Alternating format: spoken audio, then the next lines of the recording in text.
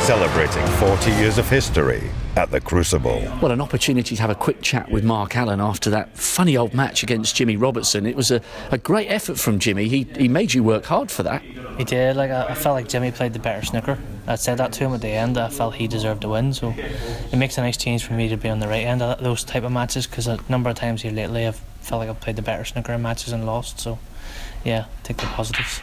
And I guess, bearing in mind he was only back for a third Crucible, and you know, you've now been around for quite a while, best part of 10 years, that experience just helps you not to panic at key moments. Yeah, because I was struggling out there the whole way through the game, and the best I felt was whenever it went 8-all. I felt a bit calmer, and not being big-headed in any way, but I think that separates the top players. As the match got tight, I felt more calm, and I think he missed one or two in the last few frames that he hadn't been missing, because he played very, very well up to that. So yeah, maybe that was a difference. Now we've got a shot lined up here. You were 9-8 up and you ran out of position a little bit on the blue, and it ended up being a key shot, this, but you were trying to leave the red on. How did you end up in this position off the preceding shot?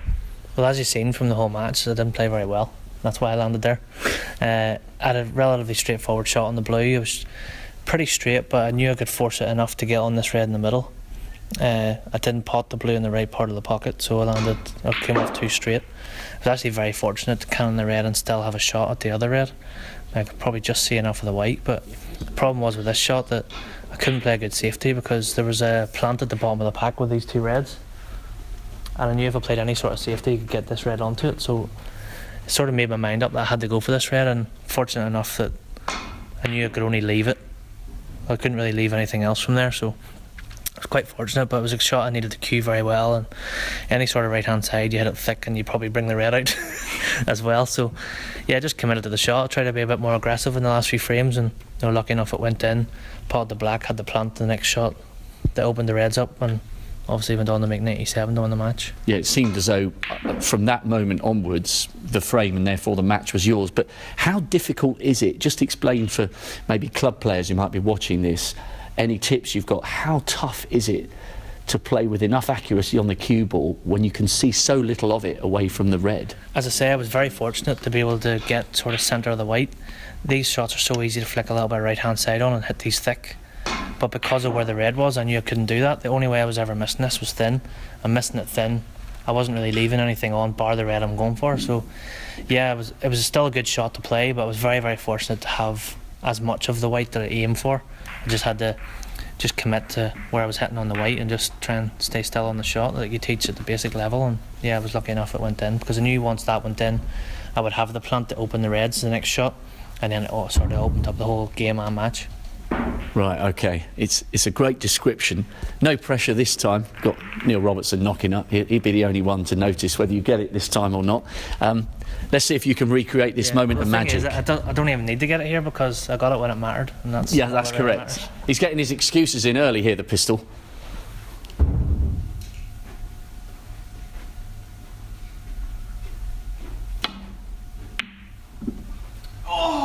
See, if that happened in a match, I'd want to snap my cue because I got it so close and I left it over the pocket. So yeah, I'm very, very glad that didn't happen, because obviously Jimmy would have had the easy red and the plant at the back of the pack. But I thought that was going to drop, if it's any consolation. I actually thought it was in when I hit it, but yeah, I cued it pretty well, to be fair. But yeah, it's just I got it when it mattered. Yeah, it's something that I've always been pretty good at, is handling the pressure. So maybe I didn't have enough pressure on that shot. Okay, yeah, we were a bit too relaxed.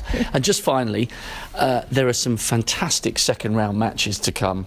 Ronnie against Sean, and then when the draw was made, the other match that instantly stood out, if the two of you came through your first round match, was you against John Higgins. You've played each other so often, and those matches always seem to be played, from an outsider's point of view, in a great spirit.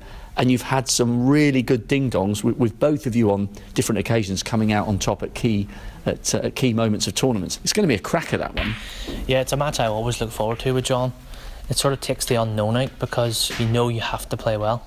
There's no second chances against John.